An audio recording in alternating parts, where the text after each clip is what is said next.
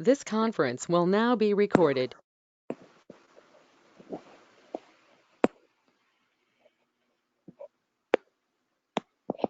Anymore.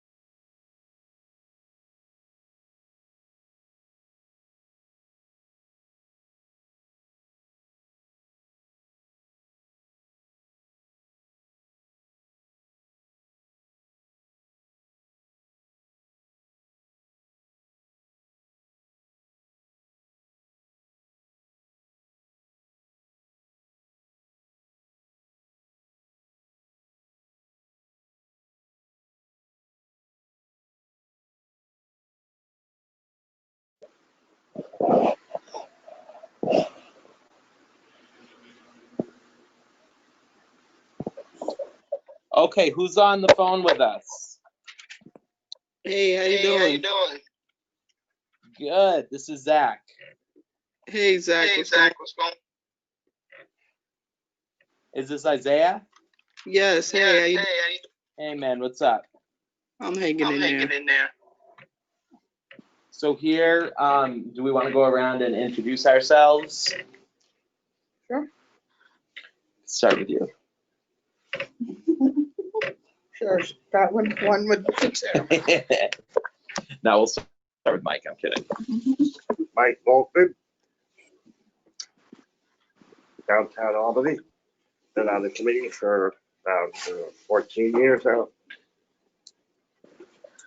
Is that right? Yeah. We have someone who might potentially be interested. Her name's Megan, but she didn't want to talk. This is Shamika Andrews. I'm a South End resident.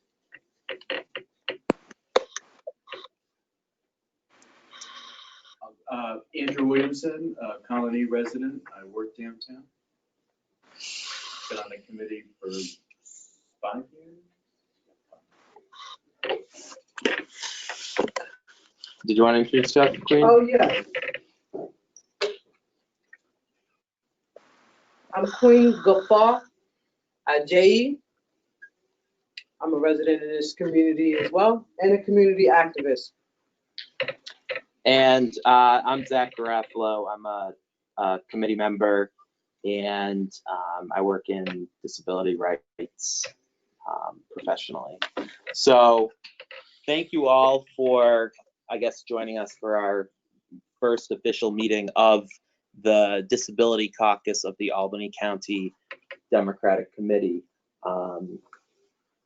As everybody knows, I think disability community is really an untapped but incredibly powerful voting bloc. And I think what we are all trying to do through this caucus is to empower people with disabilities to become active voters and active participants in our democracy. And so, you know, there have been different disability caucuses popping up around the country. Presidential candidates have platforms specifically written by disability advocates, you know, promoting disability policy. And so, you know, I think the leadership of the county committee recognized that and kind of gave us their blessing to go ahead with that. You know, so tonight's meeting, we're gonna start by electing officers for this, and then what we're gonna do is we're going to move into like flushing out what we want to do over this next campaign season, particularly as it pertains to Hey, how you doing, Zach? Hey, you got me here. How are you? What's going on? So yeah, we're gonna, and then after we do the elections, we're gonna move on to, basically, there are some concrete things that we, prior to becoming a caucus, kind of all identified. And that's engaging candidates with disabilities on disability-related issues. And so we need to now be, obviously get input from people who want to be involved, but then mobilize and develop those questionnaires and begin to assemble a town hall structure or candidate forum structure. We got, congressional race, we have Senate, a couple assembly races. Some people are running as the only person.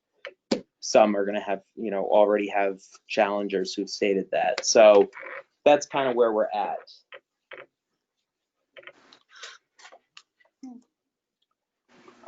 So I wanted to, before we begin, just make a motion in terms of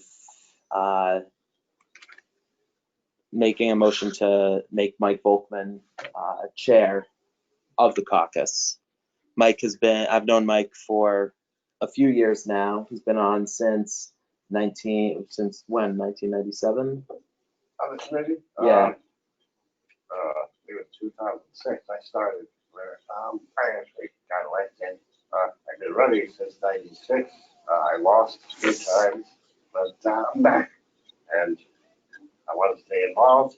And it's really important for us to have a bigger presence, to be involved, and be not just voting, but to be on the committee, to run for public offices, because we have a tendency not to be elected to anything, and we're always asking other people to do things for us, when we should be at the table, making the request ourselves, and actually having the ability to write the bill, and introduce the bills, and vote for the bills, and pass them ourselves, not having to ask other people who don't really understand what we need things, why we need them, what we do with them.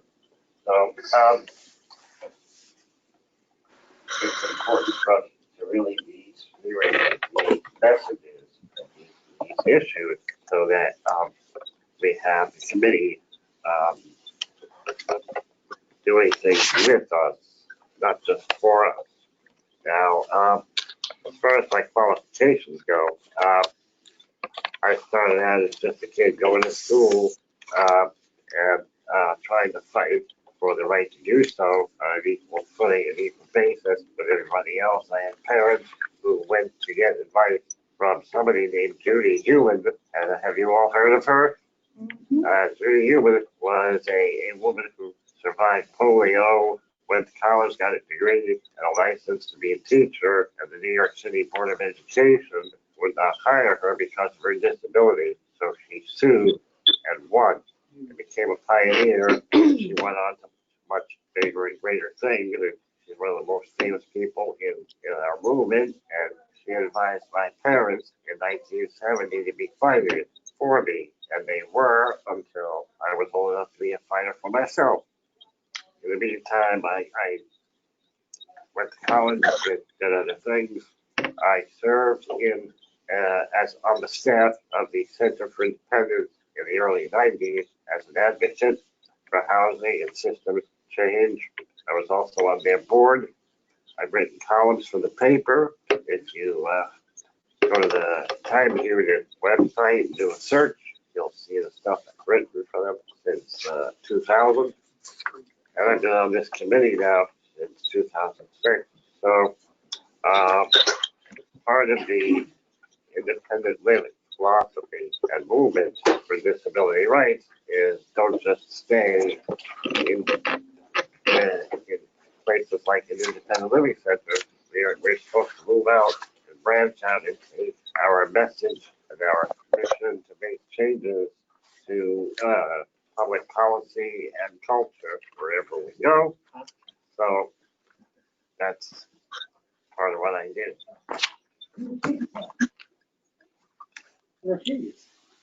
But I don't know. Hope she gets here soon, though. Yeah. So that's why I'm interested. If you'll have me, I will serve. But one of my goals is to make sure that if I am the first, I am not the last, and many more will come after me. Thank you, Mike. Yes. So one of the things that, comes with creating a new caucus is there's going to be a lot of structural stuff that we need to also put in place, but we need to have leadership as we do that. So, we've already been working on draft bylaws, and we're going to form work groups tonight in case people are interested in, collaborating with us to expand upon the bylaws, that we have in draft form. So at this point, there's a nomination for Mike on the table. And I'd also like to nominate Shamika for vice chair of the Disability Caucus. And I've known Shamika for, I don't know, a long time at this point. So Shamika's awesome. She's everywhere, advocating for, today she was at the Capitol fighting for disability rights. And so, like Mike, she has that fire, and, I personally think she would be tremendous to the leadership of this caucus as we begin to grow it and hopefully build the disability vote in Albany County.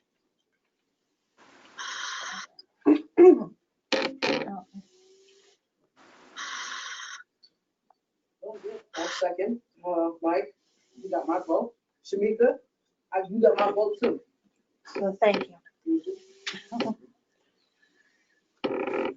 All right, so I guess all in favor of this initial slate of officers?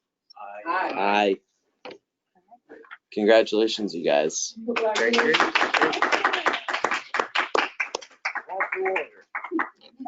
All to order. All right. So, what's next? Okay, so the next thing on the agenda, and I'm gonna go check with Jack in a minute, because I have agendas for everybody.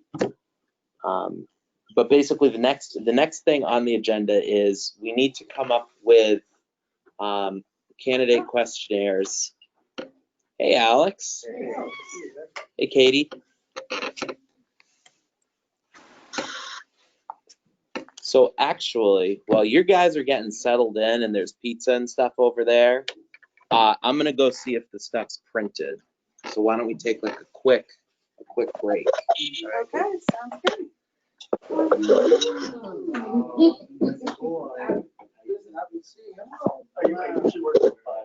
was hoping I could see you today, but you're out of the office. I was gonna tell you I'd be a little late, but that's fine. I was able to call into the last meeting, but I don't think I know. I did see a caller that didn't. That was me. That was probably me. I was a little late too.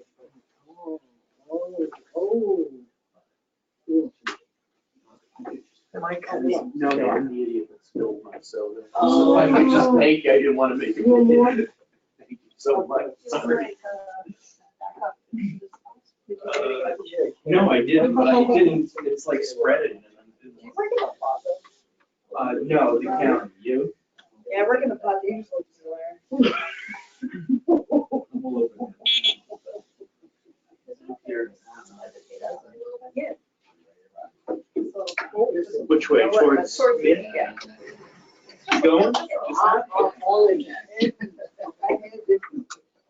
Yes, oh yeah.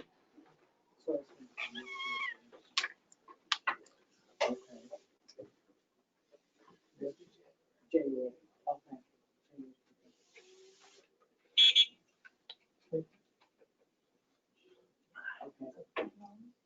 Good.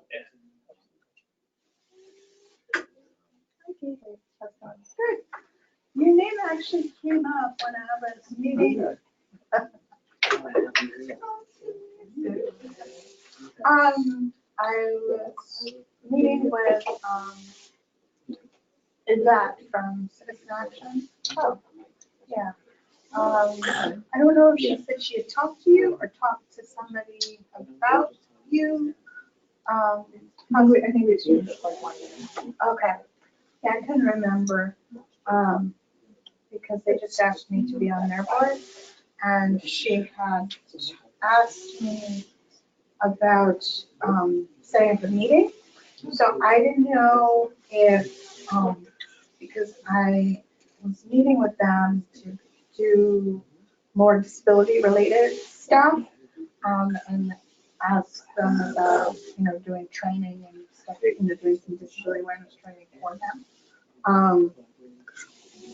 And she had said that somebody had given her your name, so I didn't know, I was thinking of, like, I didn't know if you wanted to do like a one-on-one meeting with them, or then I was also thinking about maybe inviting some of them to either, I don't know about this meeting, or maybe the ADAPT meeting, so they could see and connect with those two groups. So I don't know, it's up to you what you want to do. If you just want to reach out to her and they can give you her information, or just do it as a group. Or, okay. Maybe I'll shoot you both an email. Okay, congratulations. Yeah, Grace Nicole told me that you were gonna invite her more. Oh, okay. Yeah, but yeah, so I wasn't sure, how you wanted to go about that, because I was thinking that, seeing the group might be a good thing, but we can also just do a one-on-one meeting. Yeah, I'm not, I guess I don't know right now, because I don't, you would probably be better if you're serving on the board. I just don't know how they're structured.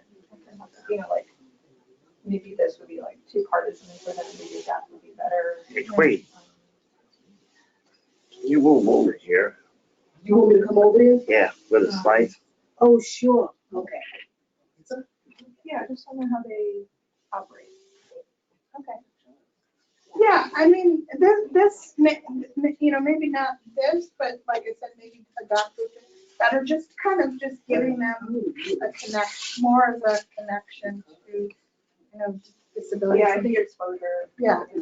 So, yeah, I totally agree. So that's just all I was thinking. And like I said, we can do a separate meeting, even if we, invite, just some key people to, meet with them or whatever. It doesn't necessarily have to be at the meeting, to be different, But that was just, what I was thinking.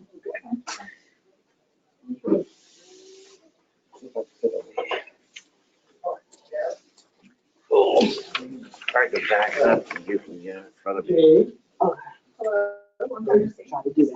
So I was just explaining to Zach that this Thursday, the Democratic Party will be interviewing candidates for assembly races and DA races. Okay, what normally happens is it's the chairs of the towns and the ward leaders are usually on the interview committee. But lately, I've been having some other people on that interview committee also, whether they're attorneys or they're special interests. So what I said to Zach is one of the representatives from this caucus is willing to sit on the interview committee for DA. And as of right now, it's just the assembly seat, which is John McDonald, Sam Fine, there's another person that are interested. If the candidate does not have anybody that interviews, we just go with the incumbent. That's just normal protocol. If nobody wants to interview, as long as the incumbent says they're in. So this Thursday at 6 o'clock, we will be in this room. There will probably be 20 people or whatever interviewing the 2 candidates for DA and then the 3 candidates for assembly. Today's the last day to have the resumes to me by today, so that's why this is it. So if nobody was going up against Pat Fahey, then I'll call Pat Fahey tomorrow and say, Pat, nobody's in the interview. Will you accept our endorsement and move forward? Same with Neil Breslin, Phil Steck, Angelo Santa Barbara. They represent part of Albany County. But Pat and John get the most because they're in the city of Albany. So it's up to you guys as a caucus if you want to have somebody here Thursday to be part of that process. If it's streaming, I can be there. Yeah. From anywhere. That's fine, yes. Now, when you say streaming, like you're talking about from like our projector, or No, I mean, online. just so you have, like, I'm very computer illiterate. You're talking about Yeah, like right now. like Skype from here. If it's broadcasting online, I can be there. So that means I would need a computer here. Yeah, I can show you how to do it. I could set up the meeting and you guys both launch it. Launch it. Okay. Yeah, Okay. it's basically a conference call if you want to use that projector. Mike's image can be projected up there. Okay. Okay. So that's what we're doing there. And then what's and I'm just gonna, just so you guys all know, I'm gonna give you a process of how we select candidates. So that's the first process, the interview process. Then on Sunday night here, we have called an executive committee meeting. That is basically made up of 7 people from Colony, 4, there's a mathematical formula we get this. 7 representatives from Colony, 4 from Bethlehem, 4 from Gilliland, 7 from Albany, 1 from the River Cities, 1 from the Hilltowns. And then there's some ex officios that are on there. The county executive's an ex officio, Pat Fay's an ex officio, which means they get the right to speak in here, but they don't have a voting power. So basically, the executive committee is made up of 32 members of the community throughout Albany County. So when you see in the paper that, you know, Zach Simpson got endorsed by the executive committee of the party, that basically means it went through the town's representatives and went through the city representatives. We usually have an hour, 2-hour discussion here on the candidates. And then after that, the full committee actually does the endorsement, which next week is February 12th, will be the full committee. The full committee is the ultimate committee of the endorsement for the process. So, you know, when people say there's, you know, it's one step, when you hear the papers, it says Jack Flynn selected a candidate. It's not Jack Flynn. There is a process. I'm just the one that coordinates and filtrates the process. I go like everybody. I have 1 vote in the executive committee. I don't have all 32 or all 35. So just so you know, you're in the paper that Jack Flynn did something. It wasn't me. I didn't have all the votes in the thing. So that's the process of selecting our candidates. But so like I said, Thursday, Mike, if we can get that up, like I said, I'm not that computer. I know this thing works. But we'd love to have you here for the process. All right. Yes. Is that a very formal thing for Thursday? Is it the caucus selecting one to be there, or not really that formal You're talking about for Thursday? so Thursday, I select the committee myself. So I'm asking if a representative from the caucus would like to be there for that interview process. That thing, And I'll also have somebody else. I'll have an attorney that I know that will be in here. that thing looks like it wants to say, I'm sorry, Dave, I'm afraid I can't do that. So did I answer your question there, Kate? Did it? So yeah. Yeah, I can, the committee that I can make up can be, it could be 30 people in this room. I can say it's the bylaws to say that the chair of the party gets to select a interview process committee. And out of fairness, I just select, you know, the ward leaders and the town chairs who represent the community. I mean, could I say you, and there'd be like 5 people? The bylaws say there has to be a minimum of 5. So like, could I pick you 5 right here and you're the committee? Sure, I could. But I just, you know, I don't think it's fair to the whole county. You know, could I pick 5 people that just live in the city of Albany to be on the committee? Sure. But no. But there will be, you know, I hopefully everybody shows up. There's been times where I have selected committee, and then when it comes here, some people are missing, and people will say, "Well, you know, so and so." So, anything else? Because right now, just so you guys know, right now, while I'm here, I'm actually in there about to email the candidates that are going to be here, making sure they can come here Thursday. Make sure we have enough people on the interview committee that's going to be here Thursday. So I'm checking with everybody, make sure, you know, if the ward leader can't make it, I ask them to have at least a representative here. You know, like right now I'm dealing with the 2nd ward. I'm trying to get a hold of the ward leader. If they can't be here, then I'm going to use my authority to just select somebody from the 2nd ward. That's there, or the 10th ward. I think Lee already told me she can or can't make it, but I just want, you know, so when it comes to Thursday, if like 8 people show up and say, hey, you know, I'll call, you know, it's for the candidates. You don't want them to call up now and have 8 people show up here. I'm like, I called everybody. So we try our best. Mike O'Brien is coming on Thursday to be a representative for the 12th ward. You said you're looking for somebody from the 2nd ward? I contacted the 2nd ward leader, Oh, and I basically, for the 3rd time, I've said to her, if you don't get a hold of me by tonight, then I will be putting somebody else in. Why do you want to be that person if she doesn't get back to me? Are you still on the second ward? I am on the That's right, I know. That's right. That's Do you want, why I asked. do you want to come to Thursday? Matt Peters? Matt Peter will be here representing 6. He has confirmed. Uh. Carmen Ralph from the 7th, yes. What time I'll is let it Matt- again? Well, I asked you to be here at 5:30, and then the first interview is going to be at 6 o'clock. So I'll keep you on standby. Okay. All righty, so Just give me 24 hours. 24 hours notice? Yeah, 24 hours. As long as I have 24 hours, Okay, I can make my bus to get here. all righty. All right, sorry to interrupt. Anything else, Michael? Any other information you need from me before I go hound down these Anything people? else? So For me? we should work on, Oh, yes, this is a questionnaire thing that it is shows Zach. This is a questionnaire of, I think it's 6 pages, where I asked the candidates to give us some generic information. So what I've asked Zach and your committee to do is maybe to come up with 1 or 2 generic disability questions that we can ask our candidates before they come in the room, or whatever you want. I mean, if you want, it's a generic questionnaire thing that we We can set up. discuss that. and do you need this by tonight, or like, when would you need this by? Tonight would be good, Okay. as I want to send it to the candidates tonight. We So, can do But that. tomorrow, but I can always tell the candidates we have an extra question that we'd like you to answer. And it would be for DA DA and Assembly. and Assembly. Okay. Right now, just 108th Assembly. Okay. Which is along the Hudson River, I tell people. The best generic way, it's the Assembly along the Hudson River. The River Cities, the Second Ward, Third Ward. So I So guess we can, you want to discuss some generic question you think would be great for all the candidates, any candidate that runs for office. Going forward, we'll just keep this question on there.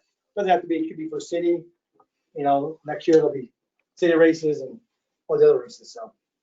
All right. excellent. Got drinks. Hold on. So do you want to work on that question now? Yes. We got statewide people running, Assembly and Senate people running. And it seems like the hot button issue right now is why does the governor want so badly to attack us and our consumer-directed personal assistance, which is a system we've been building up over the last 42 years? Why does he want to destroy it? And why is that the only thing he is blaming the deficit on? Of all things, he's not asking for any compromises or sacrifices from any other department, just Medicaid. Why is that? So that sounds like it might be a question for someone running for assembly. Exactly. And probably related to Medicaid or And a prime Medicaid target would be Phil Steck of Colony because he is the chair of the Assembly Task Force on Disability Rights and Disability. They named him chairman of that committee or that task force session this go around. And when we were meeting with him last February on budget issues, it didn't seem like he had any kind of grasp or authority on the seriousness of this. As you basically said, New York State is not like Congress, where Congress has all the purse strings of the budget. The budget here in New York is produced by the governor, and the assembly just goes along with it. And he didn't seem to have any backbone or teeth to fight against it. So this is something we need to focus on this year, but we've got to be doing other things. We have to defend against this attack. So then for a question. Yeah. It sounds like this is probably one of the most pressing. Does everybody know what CDPA, Consumer Directed Personal Assistance, is? Okay. So then Mike, should we work on then a question, as Alex said, specifically for the assembly candidates regarding CDPA? Assembly and Senate. So the question, we can certainly see if it can go on the Senate questionnaire. But Yeah. the only people at this point in time, it looks like we're gonna be interviewed, Yeah. would be John McDonald's race. And there's 3 people on that list? Sam Fine, I don't know if there's a third one. Sounded like possibly a third. Really? Yeah, I thought you said 3 people. He said Phil Stick and he said, Patsy, No, but I mean, and, John McDonald. yeah, I think there's Sam and somebody else. Oh, You said Sam and somebody else. But maybe I misheard. It did sound Was like that- 3 people. was that your understanding of it? It was my understanding it's Sam McDonald and possibly a third. Ah, But he didn't say, rejected and say who, Oh, okay. okay. possible third. So what do you guys think in terms of CDPA? What do you think the question should be? Is he calling? Yeah. All right, so I'll be right back.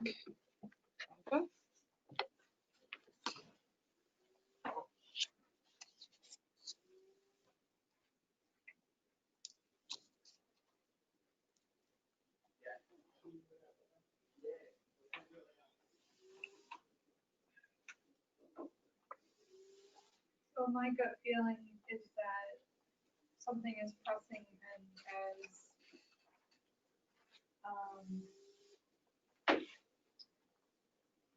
as pressing as CDPA would be best posed as a question in person during the interview. I don't think it could be, I think it would be more to our benefit if we asked a more standardized question on the form and then asked more pointed questions in the actual interview.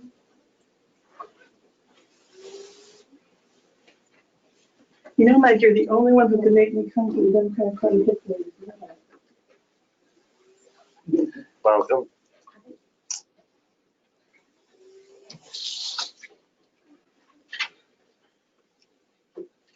Okay. What does everybody else think about that? And then that's kind of what I was suggesting, I was talking about, like Medicaid, like if it's a general Medicaid kind of question. But then he said, what, 4 to 5 questions? Even that worries me because then the candidate for DA would just say, well, that doesn't apply to what I would do. Well, yeah, that's why I think it might, are we talking about one single questionnaire? Or there could be? I think we need to know the answer to that. If it's just one standardized set of questions going to every candidate before the interview, then I think it has to be even more general. So for instance, what is the most pressing issue affecting the community integration of disabled people in the constituency you would serve? And what would you do about it in your first month, 2 months, 3 months in office, something like that? I think that could equally apply to any candidate, whether it was assembly, DA, or whatever.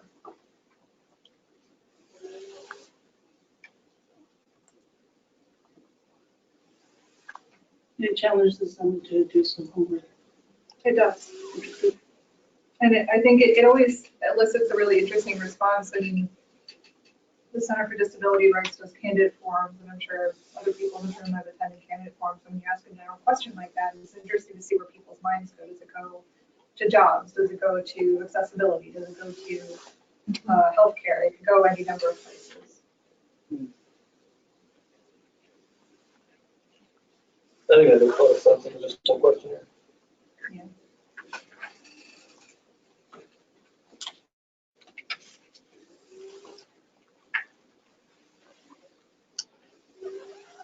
Wait for that to come back.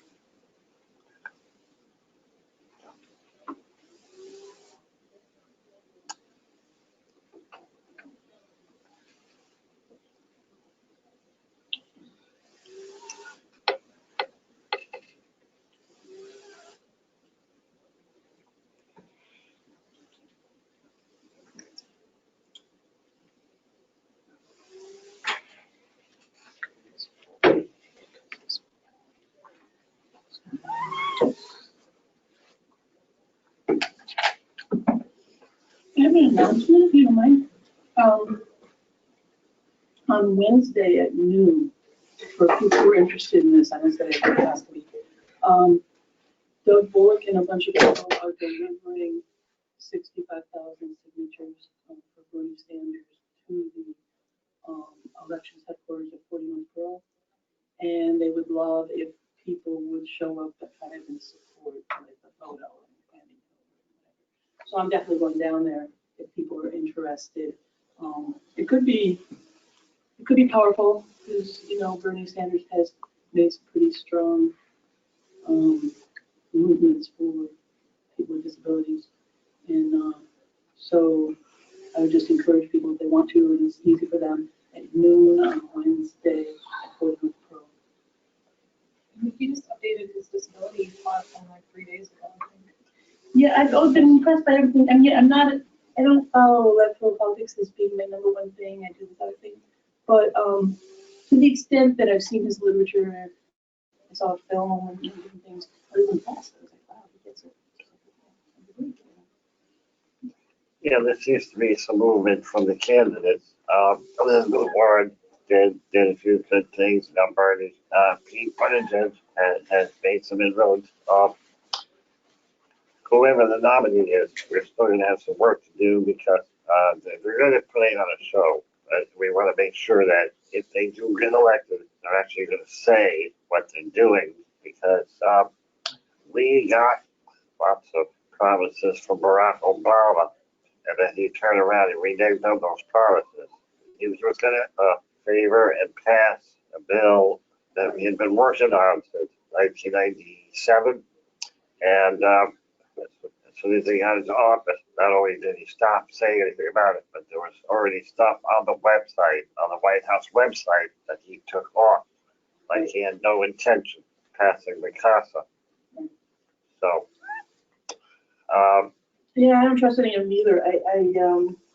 But my thinking is that since he's actually made an effort to be seen with and be in conversation with people with disabilities, and he's done that. Yeah. That I want to go and capitalize on that by showing support, and without thinking I don't then have to protest as soon as it's in, you know. If it's Joe Biden, we definitely have to work on him because memories are long. There was a forum, candidates forum in New Hampshire in 2007. We invited all the candidates at the time. Hillary went on first. And you can tell that she didn't just breathe for the car on the way over. She knew her audience, she knew her people. She had nuts and bolts to talk about what she was going to do when she got elected, and she was great. And then she was followed by Joe Biden, who speechified for 10 minutes. Right. So a sound of fury signifying nothing. Right. So. The thing is too, is if I'd love to come out as a support of anyone, but if I stand with Bernie Sanders and then Biden gets it, and I say, Joe Biden, why should I give you my vote if you don't make a very strong statement in defense of disability rights? I want to hear it. Then he's working for my vote, you know? Yeah. So that's the main point.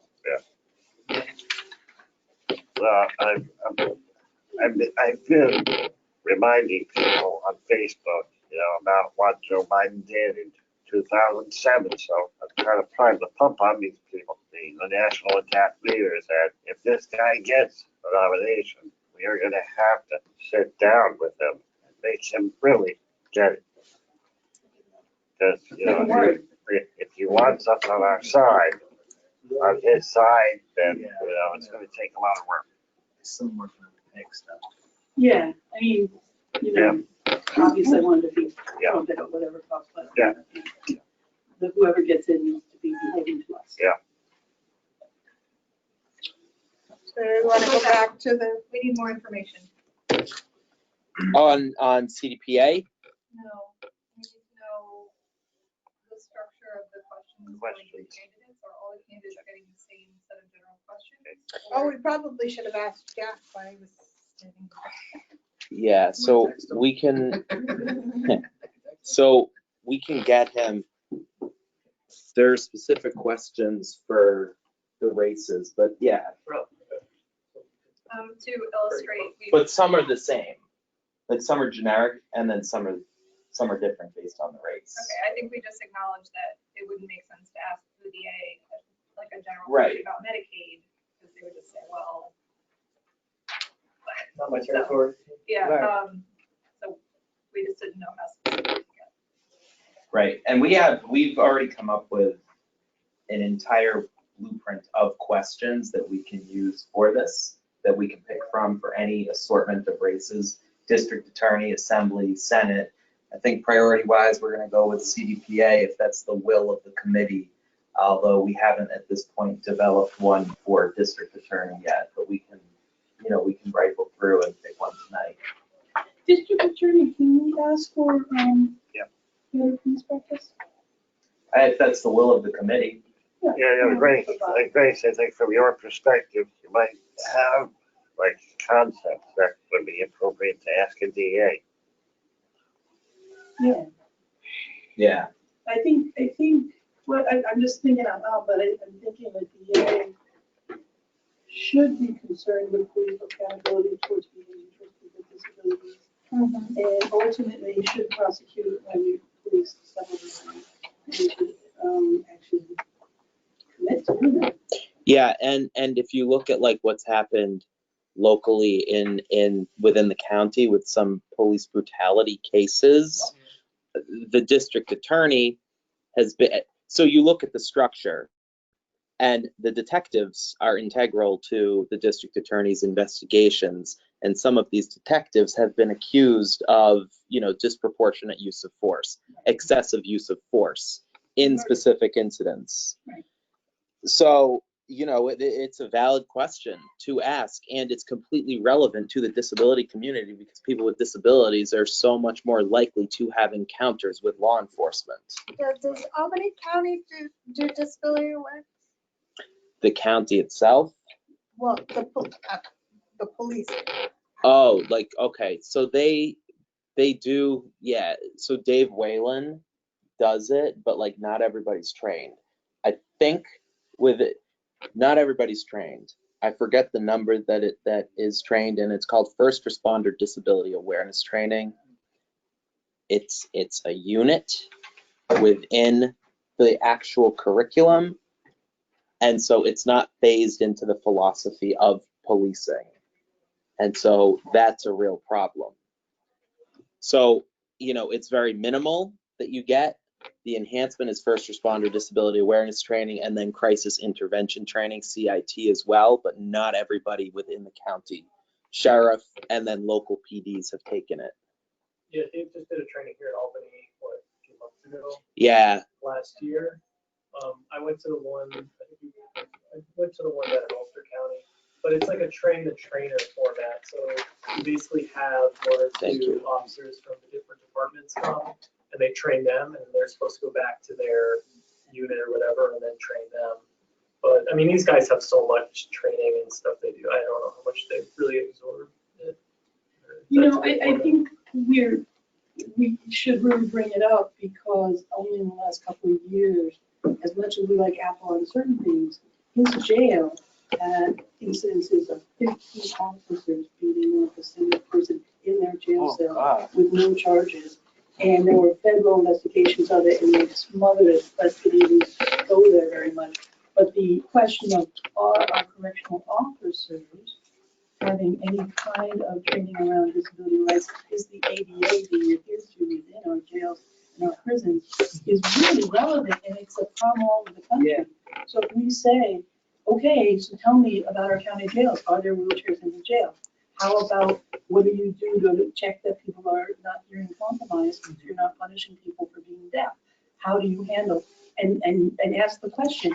Because part of our thing is awareness. This is a problem all over the country. Yeah. And ACLU is suing everyone. And also, you can't really define disability the way you define Buick Regal. The word disability is so broad, and you can't define disability the way you can define a Buick Regal. Disabilities come in so many forms. Right. And you walk into a house and this person is not in the wheelchair, but you can't just say, well, this person's not disabled. There's hidden disabilities, and sensory and there's chemical in so many things you can't tell just by looking at them. Right. Well, like you said in your example, like if somebody's not responding, Yeah. they're gonna say, okay, well, they're not responding, or they're, whatever the word, resisting. Mhm. But maybe they can't hear you, or Right. maybe they Right. have some sort of, you know. And this is a known thing. I mean, I read medical records all day and sometimes it's prison records. And you have deaf prisoners getting serious punishments and isolation and stuff until they figure out they're deaf. Like it's a huge problem in this country. Right. But they also have, I mean, unfortunately, in Rensselaer County, you have people crawling on the floor because they're being denied wheelchairs in prison. I mean, this is like a national problem. So if we bring it up and say, wow, there's been some investigations of the county jail, as you know, how are you doing on disability rights and adhering to the Americans with Disabilities Act? When people are actually incarcerated, can you comment? And then we'll know. So, you know, another thing, and I don't want to minimize any of this because this is all so incredibly important that we ask people running for office. But what I think we should do, just a suggestion, have our own forum for candidates running for district attorney. We can figure out if that's a debate or if we just interview them publicly. We figure out how we do it and we ask them all of this stuff. Because another thing is like, you know, the current district attorney's philosophy on restorative justice versus hard time for a kid stealing a pair of shoes. Oh, yeah. Right. You know, like it would be really great to flush out these people's opinions on a lot of different subjects. I don't think we can work it into this, I don't think we definitely cannot do justice to what we need to do within just one question. And so that's why we were kind of thinking about doing forums for specific offices. What that forum looks like, is it a debate? Is it like a town hall? That's, you know, that stuff needs to be flushed out. And I think that, you know, if the committee wants to, we should form like work groups to actually begin exploring this, developing the questions, securing the locations, making sure it's accessible, sign language, all that stuff. Would it be helpful to, I don't know if there are other caucuses, but because disability, I don't know how big of a community would show up to something like that, or how, would it make sense to work with other, I don't know if there's other groups that might also have specific questions like LGBT community or people of color, or like other kind of intersectionality. Young people. Yeah. So, great question. I think we as a group probably all want to be as intersectional as we can in terms of who, when you talk about building your power, it's all about the coalitions that you build. So I think we should be reaching out to the different, like the LGBTQ caucus, the youth caucus, all of that stuff. So that, you know, that we can do it alone or we can partner. And we do it in specific areas where people are going to come. Maybe older people, like in specific parts of Albany. Right. That's just what, you know, what I would do. But no, Alex, I think you're totally onto something. Well, also vets, spinal cord injury people. Wait, you said vets? Psychiatric rights community. I mean, there's a lot of us out there in different, like sequestered, you know what I mean? Elders, you know, actually a bunch of retired people came recently to the Public Service Commission. Oh. And we're talking about 75 elders in red t-shirts, mad about rate hikes.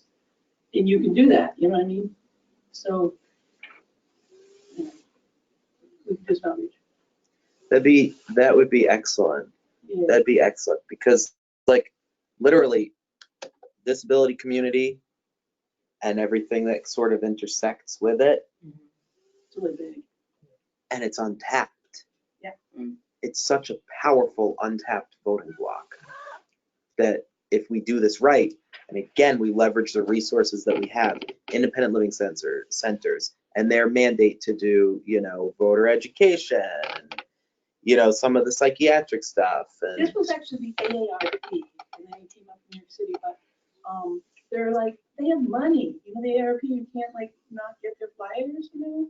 Yeah. They brought people out, and they had people with them, and they drove them everywhere, and they gave lunch. And we could tap into those people.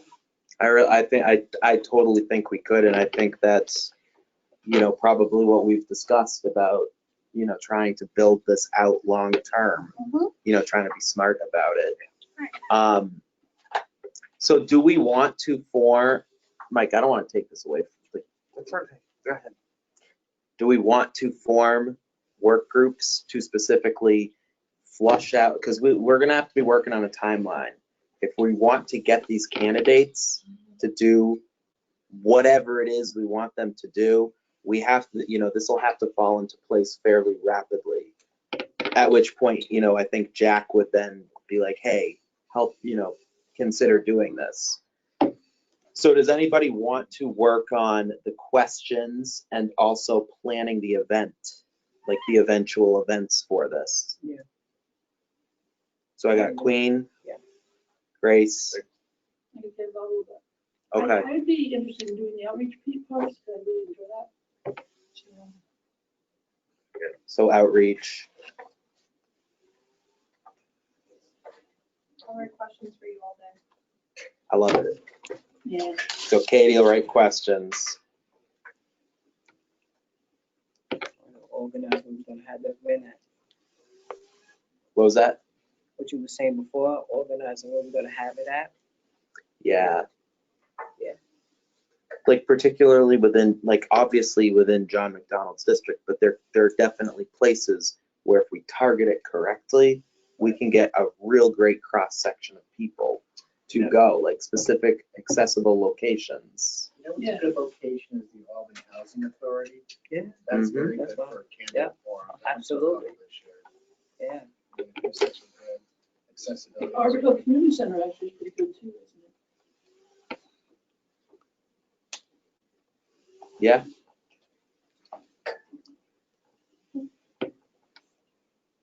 Just writing this stuff down. And St. Sophia actually uses it. His district includes Waterloo, Calhoun, and Calhoun.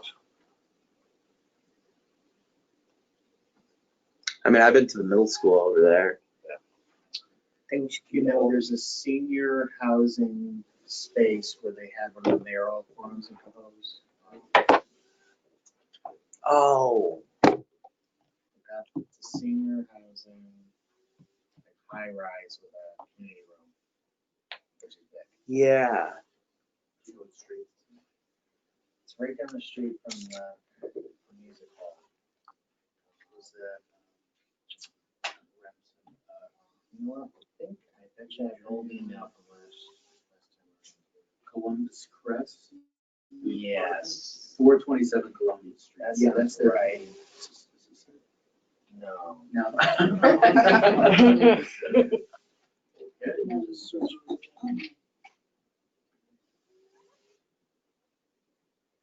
How many forms do you think we need? Well, how many races are there? All right.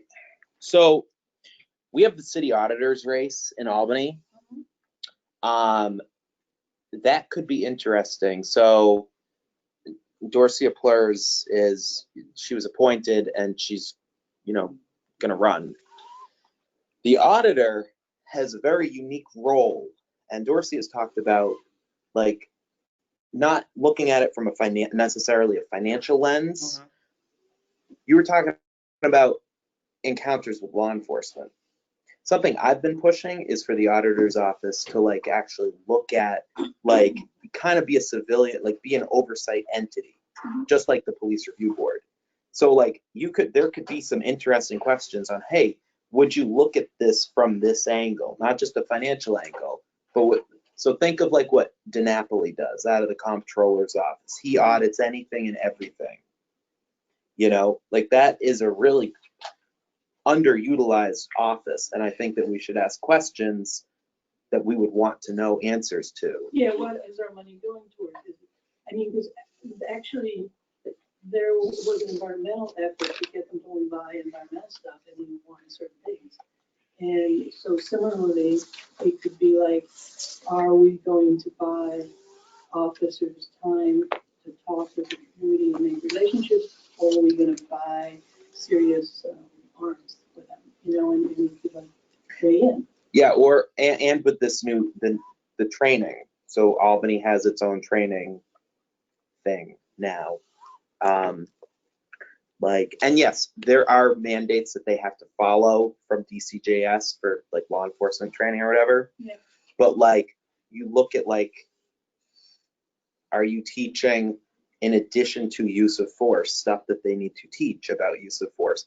Are you also teaching an appropriate level of de-escalation techniques? Are they going above and beyond, like framing it that way? You know, like in an outcomes kind of thing. And I think we want to change something pretty dramatically, which is that they teach people to shoot to kill. Yes. And we want to teach them to shoot to kill. You know, that there's they have this weird idea that, you know, people in mental health crisis have superhuman strength and if you shoot them in the foot, it won't stop them. It's bullshit. It's just not true, medically not true. You know, and actually shooting someone in the foot is fairly effective. And, you know, they should be that good that they can avoid the heart. Yeah. Right. And just teaching to talk. Right. You know, like. Well, yeah, for not to shoot at all, but, you know. I mean. But I like London where we alternatives shoot. to just like lethal. Right, absolutely.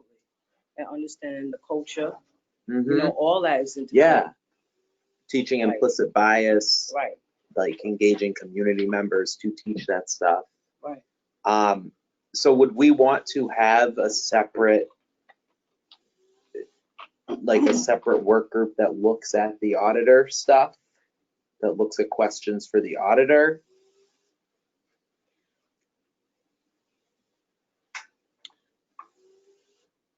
Dorsey As is opposed- extremely accessible. Yeah. She, I like her. oh yeah. Yeah, I love her a lot. she's awesome. So we have Dr. Dorsey.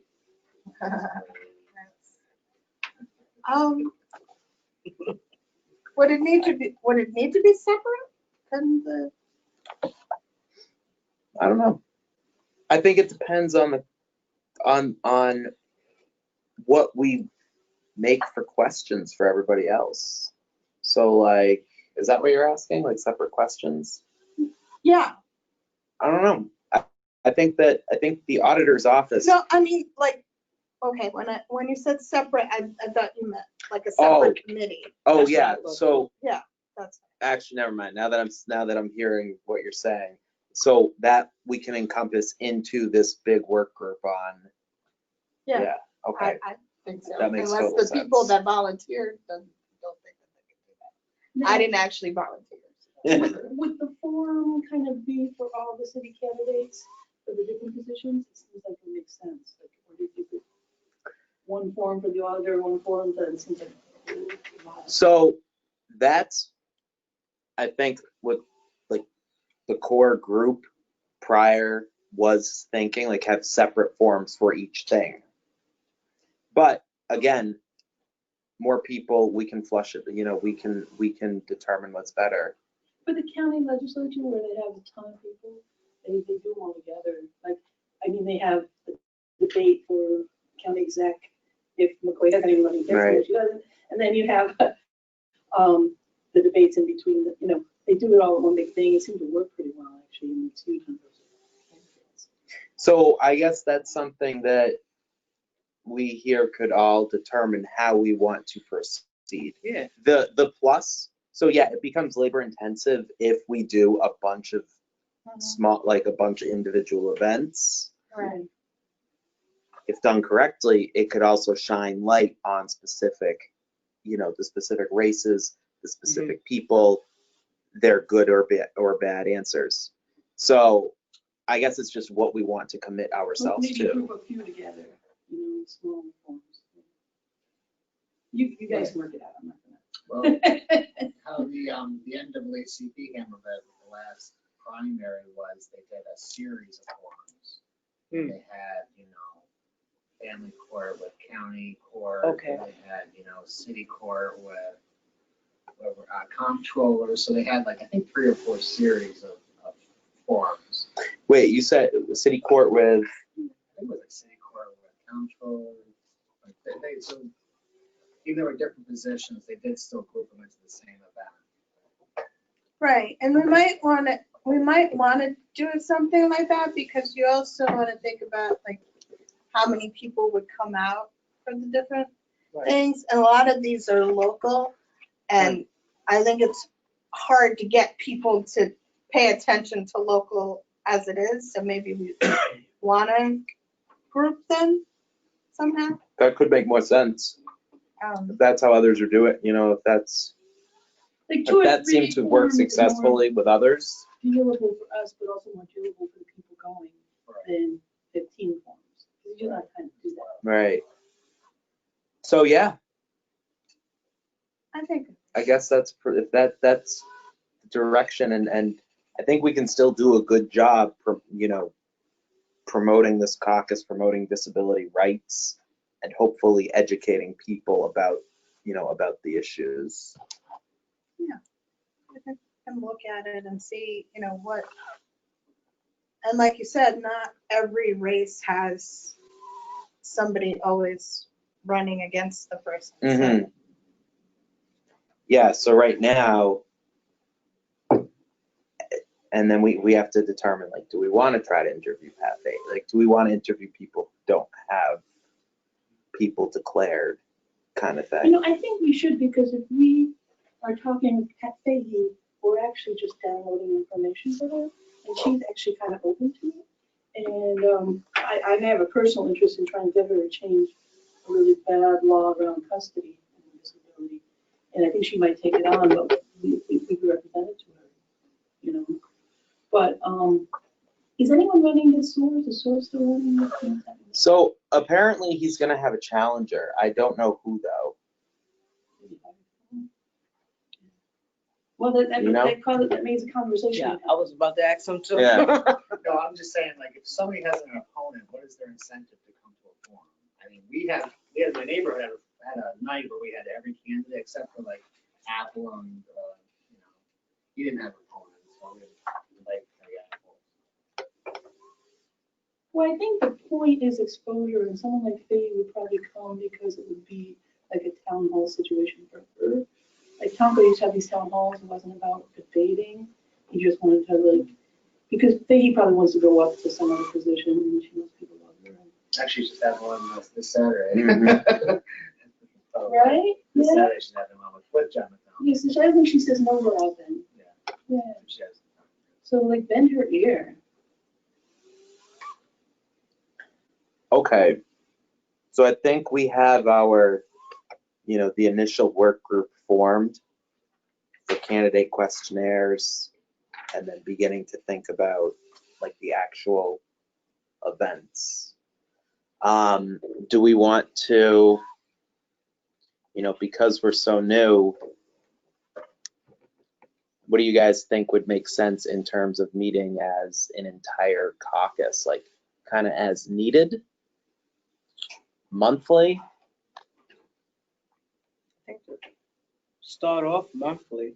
At least try for the first 90 days. Yeah, I would See say where you go. monthly. Is there, you said the bylaws started? Yes. So that should be in the bylaws, how often we Yeah, that should be. Yeah, Right. let's go monthly, and then like the working groups will like meet as often as they need to, and report out at the monthly thing.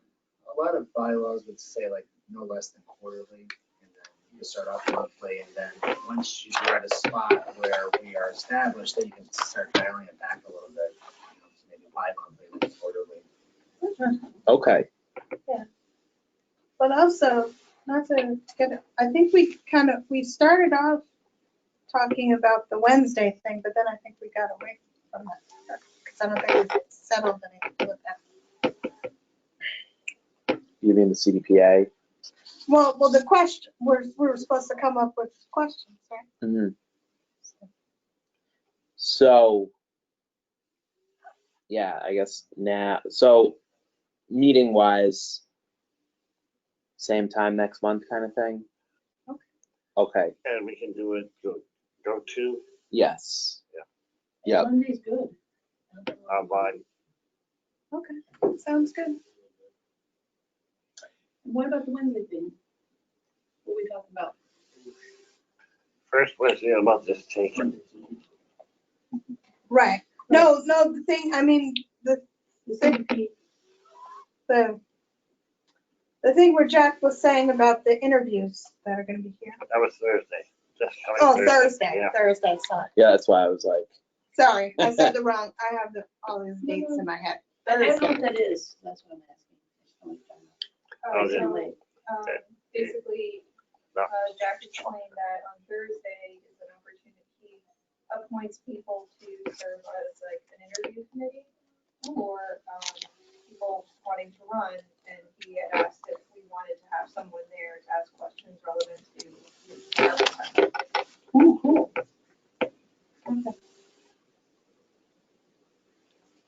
Anyway, All right, so for assembly, CDPA. Yeah. What do we want to ask about CDPA?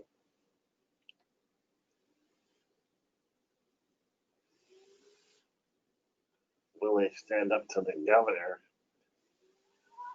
and his proposal, which are not based on any truth and are going to be very harmful to a lot of people. Not just the users of the system, but the people who work with it. You know, the 110,000 people who might lose their jobs.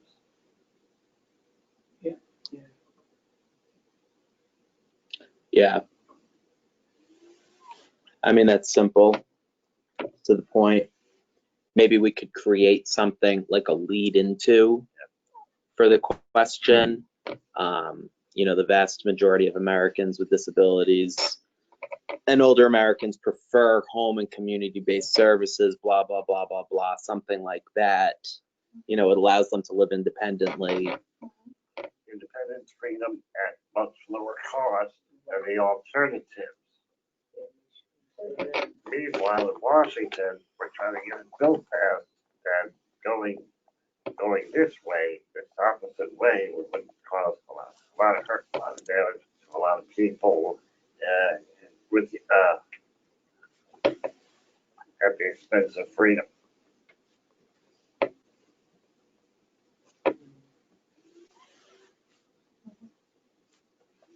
Okay. With the expense of freedom.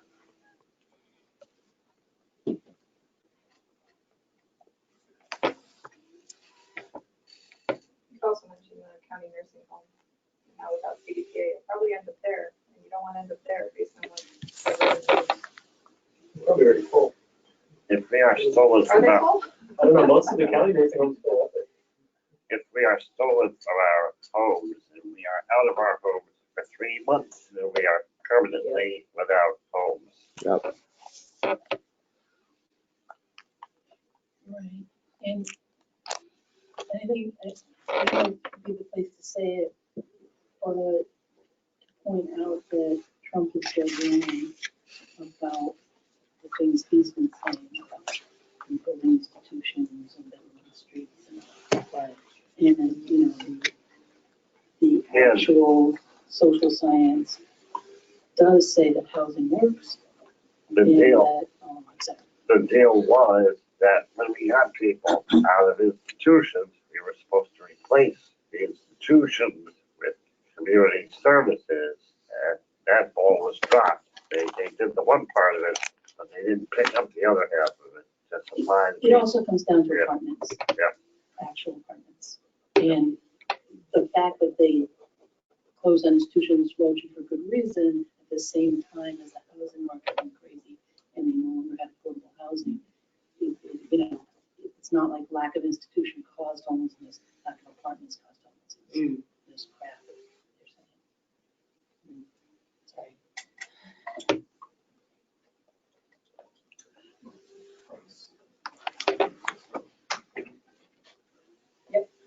You can always ask about housing. yeah, I think we definitely need to talk about housing.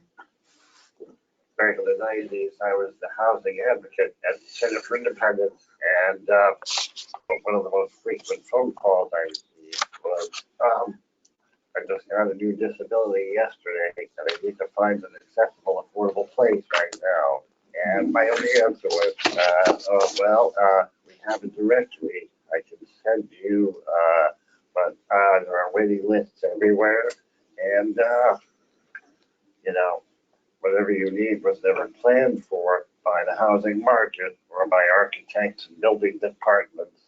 So Good luck. Yeah. Please do. Yeah.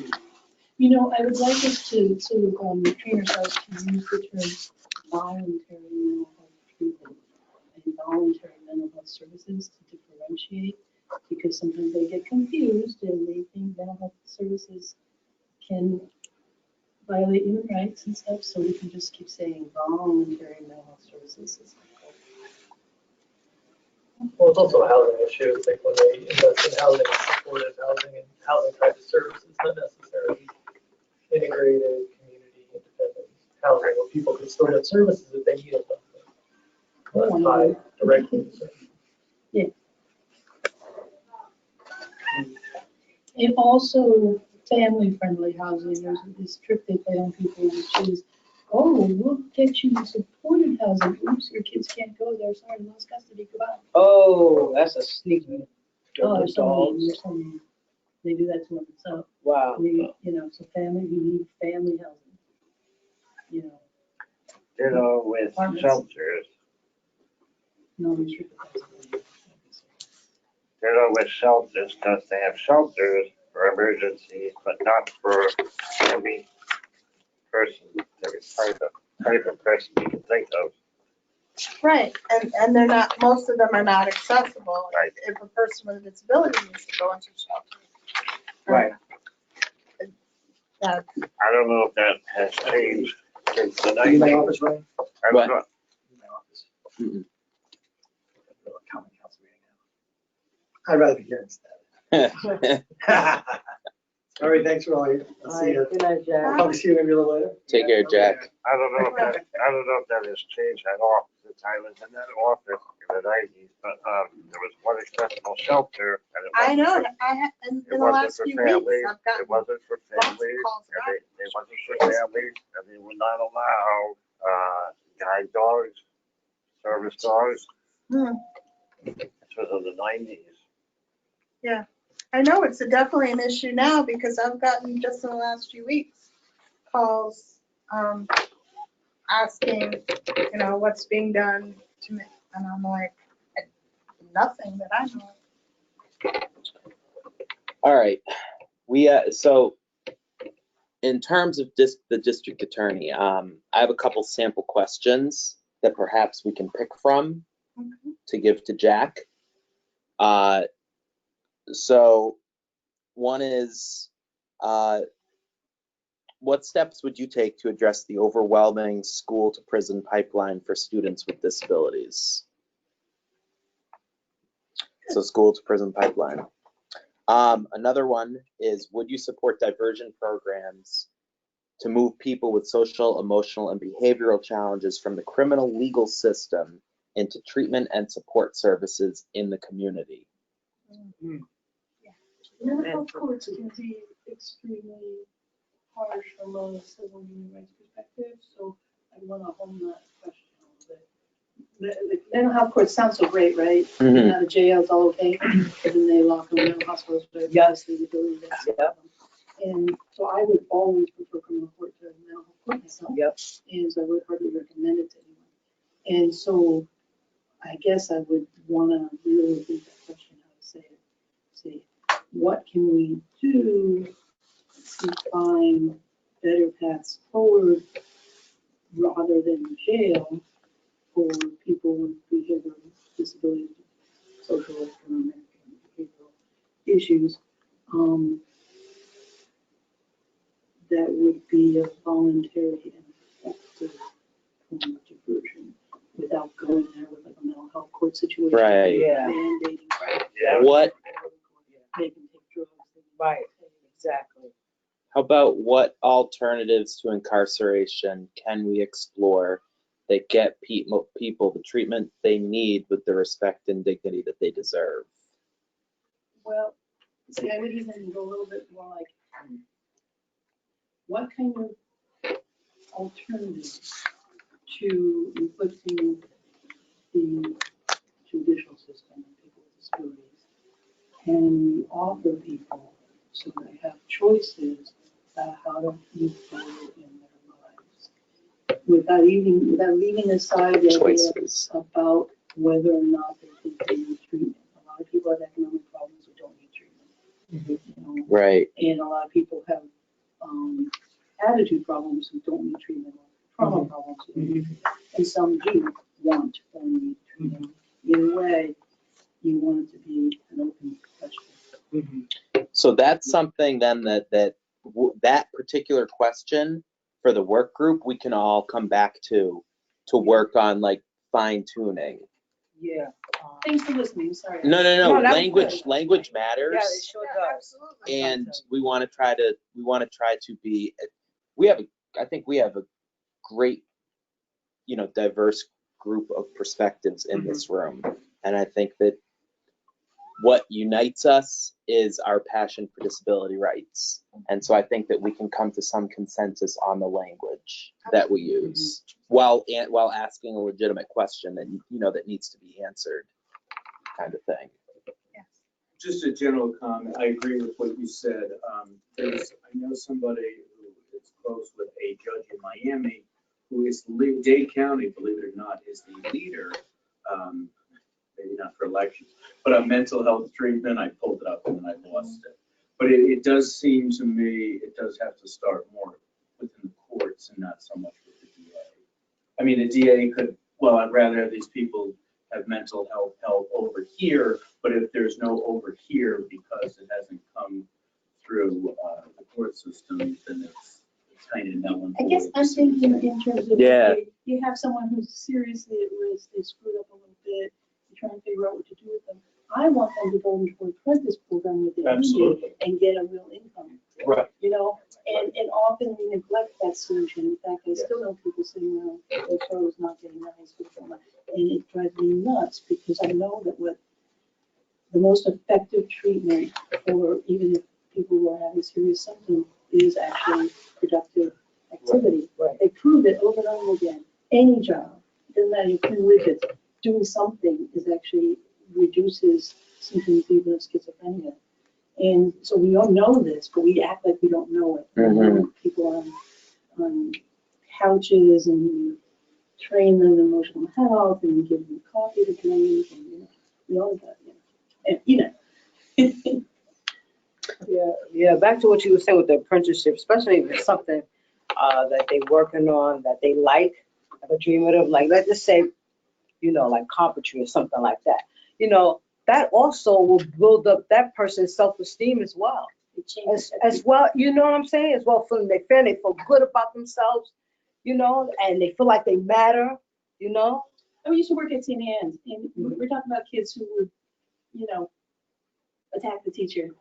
And those kids in art would sit down and make the most gorgeous things. You could not hear a pin drop in that room because they were doing something productive they didn't feel judged about, that they thought they could do.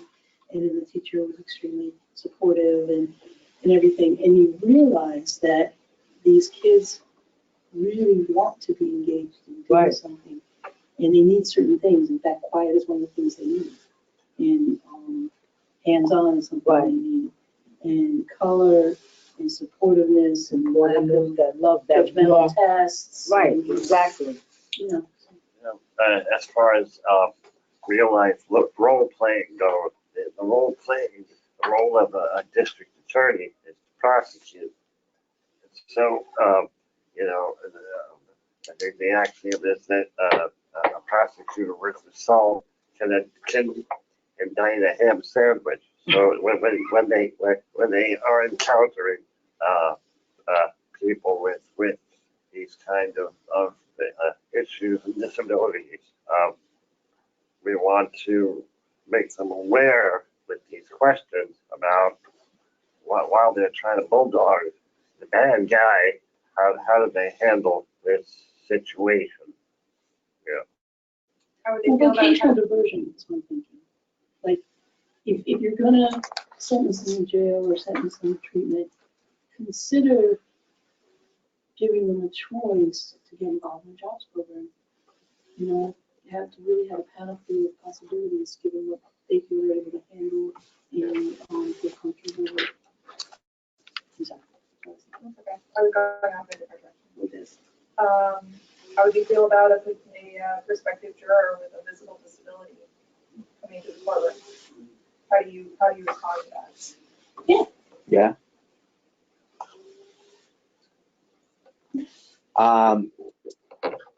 So how about, so they have community accountability board here. I'd be curious what, its utilization is, kind of thing. Same thing for kids, juvenile community accountability board, but that's run through probation.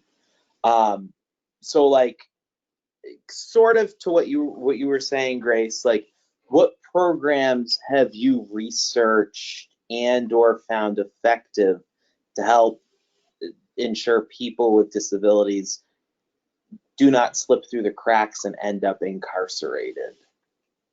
Like what diversion programs, what restorative justice programs? Because then we gauge like what he is or isn't doing, kind of thing. And we go from there. Are people referred to that? Right. Wait, what? Access VR. Are people referred to Access VR? Oh, are people referred to Access VR? Is that, you know, they used to, at the disability office, they used to refer people with BMI to Access VR. And then they took away the funding to allow us to just tell people to check out Access VR so they're eligible for services. It's ridiculous, right? Ridiculous. But I worry that we still don't give those key pieces of information in life where it could matter. Mm-hmm. What about something like, would you endorse peer support programs where people who have been through mental health challenges and or the criminal legal system help their peers navigate the process of getting housing, employment, and or benefits, services, and supports? Yeah, I think that's a good idea. Somebody that's been down that road, they share things alike, you know. They need a lot of They've been there, times- they've done that. Right. You know, they could, it's like being in school. When a student teaches you versus a teacher, sometimes the student get it, you know what I mean? Exactly. Yeah, right. Yeah, peer bridging programs really successful. Mm-hmm. I know a question that's come up in another group was about the district attorney and civil disobedience. What their position. It's a good one. That's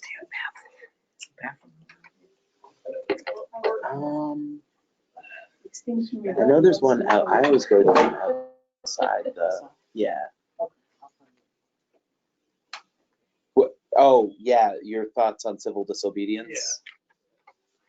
Yeah, because I mean, depending on different counties, different DAs have different positions in terms of whether they're going to hold, they decide to hold people or parents tickets. There's a lot of that in the state capitol. Right. De-escalate, de-escalate, everything. Okay. So we have our CDPA question for the assembly candidates. Which one do you guys prefer the most to get onto this just general candidate questionnaire that Jack's going to use for the district attorney? The one about the school to prison pipeline, programs that have been researched, or peers helping you navigate the justice system and everything else.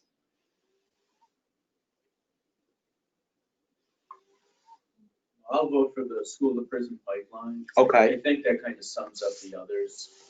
The others aren't important, but I think the others are more part of trying to avoid that. Yep.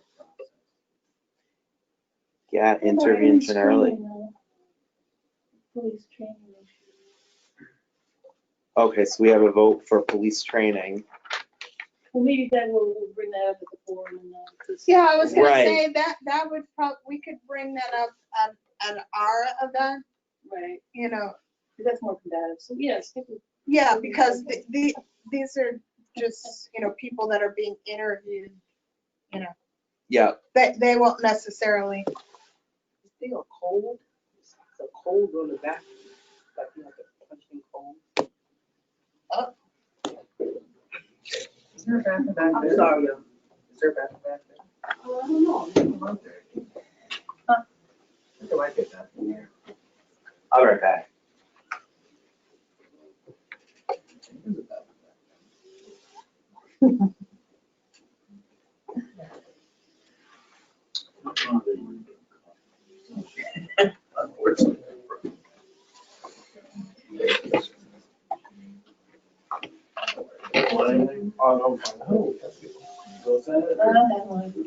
It's funny, I never drink soda except in this context.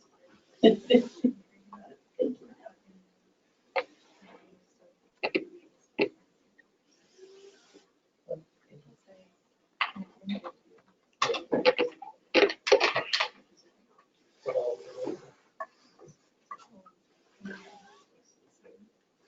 I was gonna say, I'm gonna need to go soon. Yes. Is it 6:30 now? 6:25. Okay, yeah. Oh, no. We're not on the same bus going home. Huh? We're not on the same bus going You're not? I have no idea. What time is your ride? 7:26. Yeah, mine's supposed to be here at 6:30. I requested 7:15. Yeah, mine's supposed to be here at 6:30. You guys bus is getting here 6:30? Well, So, Mike just said he's at 7 something, so. 7:26. okay. So we going with the school to prison pipeline question? Is that the consensus? Sure. All right. So for these work groups, when do you guys want to get started? Next week, maybe? Is there a garbage out there? Yeah. Garbage. I don't know. I think it's in the other. I don't know. We can pick it up. Oh, okay. Yeah, I have no idea where it is. Okay, so I'll just leave it there. Yeah. All right, I'll see you guys next time. Bye, Shamika. I have a feeling all of you know the answer to these that I don't, which is What happened next? all part time frame for when we want the forms to actually be. Oh, okay. So, let's see, petitioning starts in February. Petitions have to be in March. Anytime between probably April and June. Cool, so that gives us a couple months to get ready for April and then we can do an outreach from there. My thing is, I think I would prefer committees do their work and everything. And then once everyone kind of knows what the questions are, what the form's gonna be, where they're gonna be, then I would like to jump in and help with outreach. So we'll iron out the work group will iron out the details and then you would jump in. Yeah, that's kind of how I feel like, yeah, I trust everyone to do a great job and besides at the forum itself.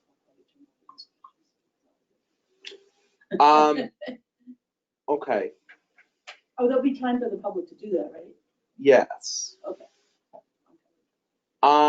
Sorry, I got a million things going on in my head right now. Mondays are like, no, we don't, okay, so would next Monday potentially work for a work group meeting and we can begin to flush out all of the questions?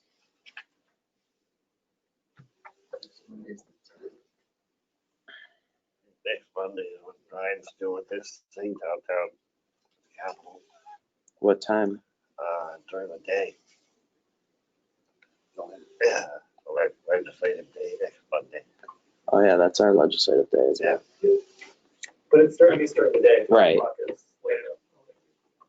So would you guys want to do this again, 5 o'clock? Here, and I will confirm with Jack that we can use this space, but let's just plan on here.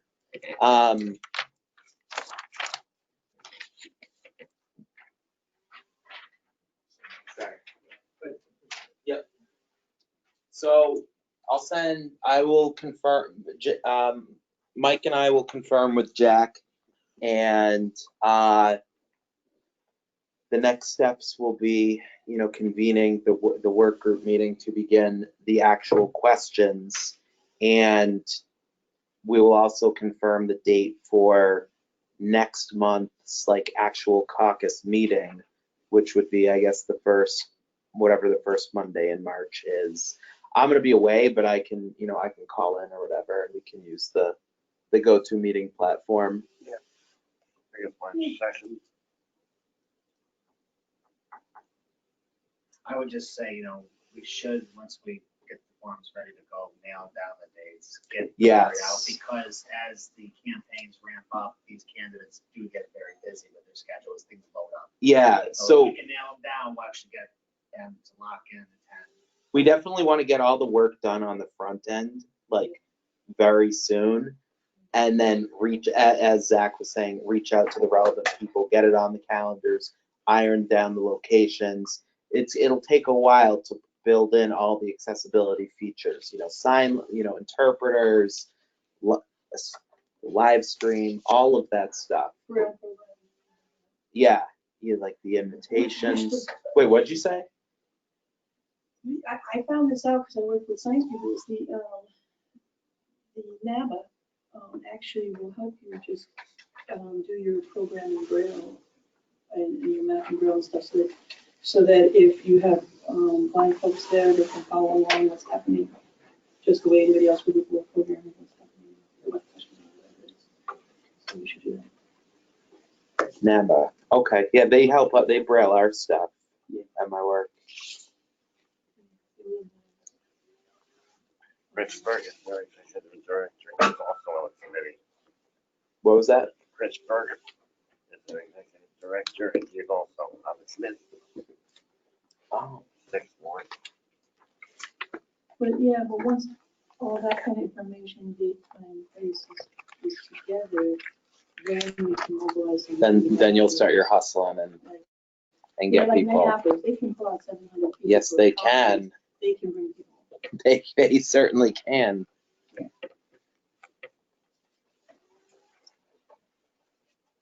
All right, so guys, I think this was a great first caucus meeting. So We have a caucus! we do. We do. That's the first step. It's a big deal.